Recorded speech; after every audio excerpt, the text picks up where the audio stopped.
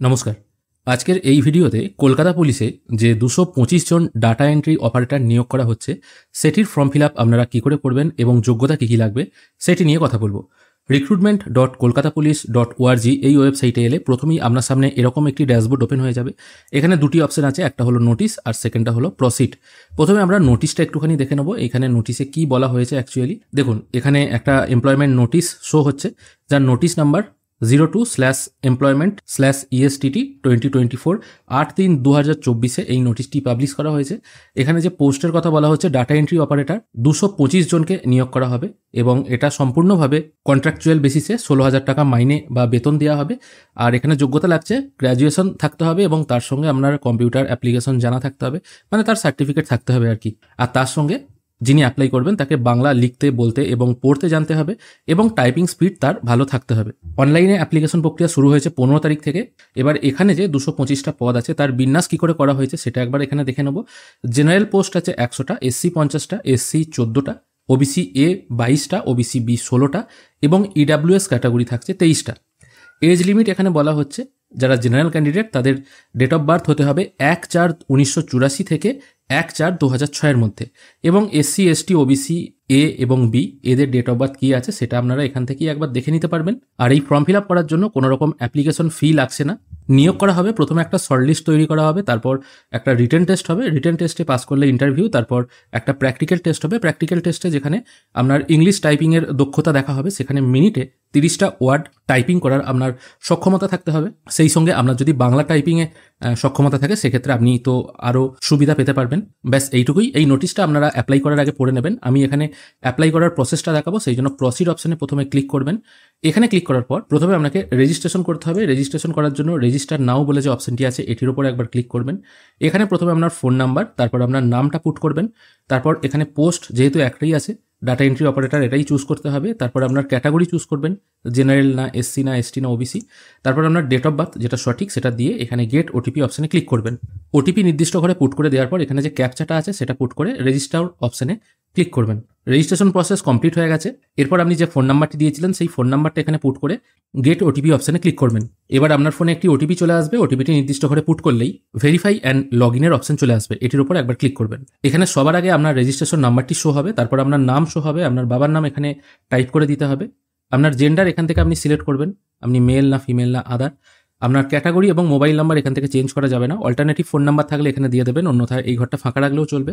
তারপর আপনার আধার নাম্বার ও email ID এখানে পুট করতে হবে। তারপর আপনার কমিউনিকেশন অ্যাড্রেস এখানে পুট করতে হবে। স্টেট এখান থেকে সিলেক্ট করবেন, তারপর আপনার ডিস্ট্রিক্টের নামটা এখানে টাইপ করবেন। পুলিশ স্টেশন আপনার কী আছে সেটা এখানে ম্যানুয়ালি টাইপ করবেন। তারপর আপনার পোস্ট অফিসের নাম এখানে লিখে দেবেন। তারপর আপনার অ্যাড্রেস যেটা আছে ভিলেজ পোস্ট দিয়ে সম্পূর্ণ ঠিকানাটা এখানে দিয়ে দেবেন। যদি আপনার প্রেজেন্ট অ্যাড্রেস ও পার্মানেন্ট অ্যাড্রেস সেম হয়ে থাকে তাহলে এই ঘরটায় টিকমার্ক দিলে অটোমেটিক সব কিছু ডাটা ফিল হয়ে নিচে চলে আসবে। সব কিছু এখানে ফিল হয়ে গেলে তারপর সেভ করবেন। ডাটা সেভ হয়ে যাওয়ার পর আবার নেক্সট অপশানে ক্লিক করবেন। এখানে ক্লিক করার পর কিছু কিছু জিনিস আপনাকে আপলোড করতে হবে। যেমন বলা হচ্ছে প্রথমে আপনাকে আপলোড করতে হবে অ্যাড্রেস প্রুফ, সেটা আপনার voter card, Aadhaar card, driving licence, electric bill অথবা রেশন কার্ড হতে পারে। তারপর আপলোড করতে হবে আপনার আইডি প্রুফ, সেটা আধার কার্ড কিংবা ভোটার আইডি কার্ড হতে পারে। অবশ্য দুটো ক্ষেত্রে আপনি আধার কার্ড আপলোড করে দিলেই হবে। অবশ্য ফাইল সাইজ এখানে বলে দিই 200 KB PDF ফাইলে। তারপর আপনার এজ প্রুফ এখানে আপলোড করতে হবে, তার জন্য বার্থ সার্টিফিকেট থাকলে ভালো, অন্যথায় মাধ্যমিকের অ্যাডমিট অথবা মাধ্যমিক পাস সার্টিফিকেট যদি থাকে সেটা এখানে আপলোড করতে পারেন, সেটাও কিন্তু same file size PDF format 200 KB। তারপর আপনার একটা পাসপোর্ট সাইজ ফটোগ্রাফ 100 KB এবং একটা সিগনেচার আপলোড করতে হবে 100 KBর মধ্যে। ফটো এবং সিগনেচারের সাইজ এখানে বলে দেওয়া আছে। ফটো হতে হবে 110 পিক্সেল ইন্টু 120 পিক্সেল, সিগনেচার হতে হবে 120 পিক্সেল ইন্টু 80 পিক্সেল। সব কিছু ডকুমেন্ট এখানে আপলোড হয়ে যাওয়ার পর সেভ করে নেক্সট করবেন। এরপর আপনার এখানে কোয়ালিফিকেশন কী কী আছে সেটা বলা হয়েছে। দেখুন, প্রথম কোয়ালিফিকেশন আছে গ্র্যাজুয়েশন ইন জেনারেল ডিসিপ্লিন। যদি আপনি শুধুমাত্র গ্র্যাজুয়েশন ডিগ্রি থাকে আপনার, তাহলে প্রথম অপশনটা সিলেক্ট করবেন। তারপর আপনি কোন ইউনিভার্সিটি থেকে গ্র্যাজুয়েশন পাস করেছেন সেটা এখানে দেবেন, কোন স্ট্রিম থেকে পাস করেছেন সেটা দেবেন, টোটাল মার্কস, অবটেন মার্কস এবং পাসিং ইয়ারটা এখানে পরপর বসিয়ে দেবেন। এবং তারপর আপনার গ্র্যাজুয়েশনের রেজাল্ট বা মার্কশিট অথবা সার্টিফিকেট যে কোনো একটা এখানে আপলোড করতে হবে PDF ফরম্যাটে 400 KBর মধ্যে। তারপর আপনার একটা কম্পিউটার কোর্সের সার্টিফিকেট এখানে আপলোড করতে হবে, যেখানে আপনি কি কম্পিউটার কোর্স শিখেছেন সেই কোর্সের নাম এখানে দেবেন, তারপর কোন ইনস্টিটিউট থেকে শিখেছেন সেটা দেবেন এবং কতদিনের কোর্স ছিল সেটা অবশ্য মান্থে দিয়ে দেবেন। তারপর এখানে আপনার কম্পিউটার সার্টিফিকেটটা আপলোড করবেন PDF ফরম্যাটে 200 KBর মধ্যে, তারপর সেভ করবেন। যদি আপনার গ্র্যাজুয়েশন ইন কম্পিউটার সায়েন্স হয়ে থাকে তাহলে এই অপশানটা চুজ করবেন। সেক্ষেত্রে আলাদা করে কিন্তু কম্পিউটারের কোনো সার্টিফিকেট দেওয়ার প্রয়োজন নেই। বাদবাকি যে অপশনগুলো আছে post graduation in general discipline, দেখুন এবার যেহেতু এই ফর্ম ফিল আপের ক্ষেত্রে গ্র্যাজুয়েশনটা হচ্ছে মিনিমাম কোয়ালিফিকেশন, এবার তার থেকে বেশি যদি কোয়ালিফিকেশন দেন তো দিতে পারেন। সেক্ষেত্রে আপনি যদি পোস্ট গ্র্যাজুয়েশনও এখানে অ্যাটাচ করেন সেক্ষেত্রেও আপনাকে কিন্তু কম্পিউটার সার্টিফিকেট থাকতেই হবে। সেই জন্য যদি আপনার গ্র্যাজুয়েশন থাকে তাহলে এই অপশনটা সিলেক্ট করে বাদ বাকি অপশনগুলো ফিল করে সেভ করবেন। সব কিছু ডাটা ফিল হয়ে গেলে আবার নেক্সট করবেন। তারপর জানতে চাওয়া হয়েছে টাইপিং স্পিড আপনার কীরকম আছে, মানে আপনি মিনিটে কতগুলো ওয়ার্ড টাইপ করতে পারেন। যেহেতু ওখানে মিনিমাম 30টা থাকলে তবেই আপনি অ্যাপ্লাই করতে পারবেন, তাই অবশ্যই আপনার স্পিড 30-এর বেশি থাকতে হবে।